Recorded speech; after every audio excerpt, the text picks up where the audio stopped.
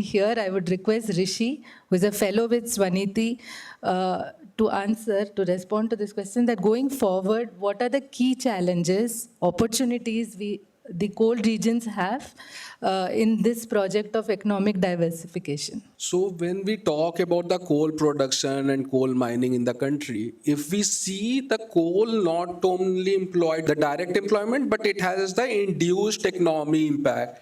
So direct employment right now in the coal industry is 2,20,000 people on the Coal India payroll, around 30,000-40,000 people on the Singareni payroll.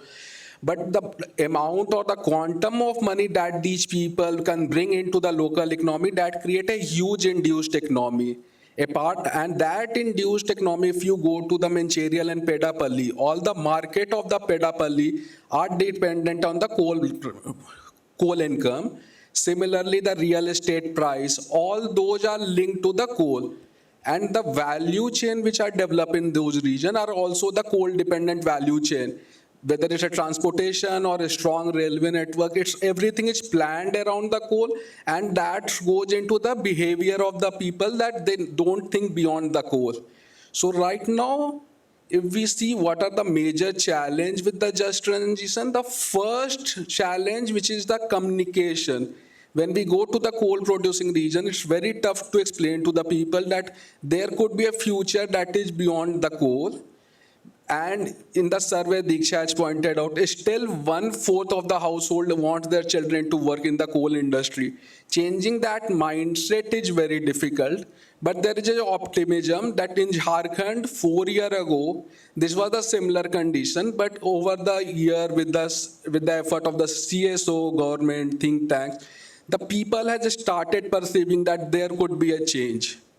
So that is the first point. Second, when we talk about the just transition is a term that evolved in 1970, but get prominence after Paris Climate Accord and when the Prime Minister has announced the Glasgow Climate Summit that India will achieve net zero by 2070. At that point, that just transition become a common language between the policy researcher and the energy researcher, and how we can plan this energy transition journey so that no one can left behind.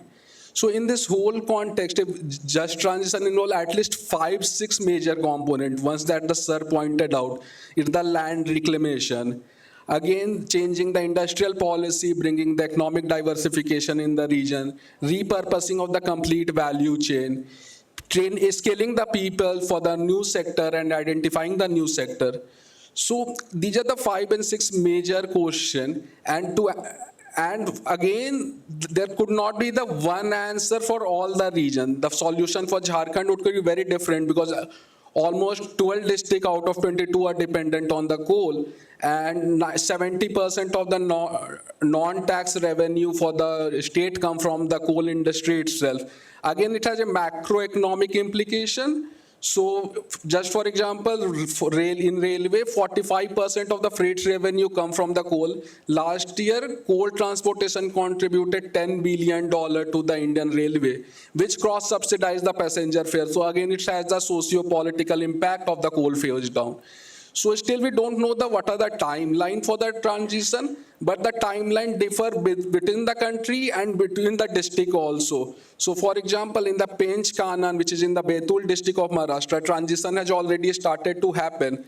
To make it justify, the few intervention has already started to happen, like the CSR money Coal India has invested in those areas. In Giridih, organically the district has developed because the new industry has come to economic diversification happen. So in this whole grim picture, what is the silver lining? The silver lining is the economic diversification of this coal district, because right now it's a mono economy, and it's never be wise to put all the egg in the one basket. Even if not for the climate region, due to the technological shift, if the coal market crash, then this district will not able to survive. So economic diversification is the only silver lining, and for that the first thing is the communication, second is the policy reform, and third is the institutionalizing the whole economic diversification discourse in the policy formulation. Thanks.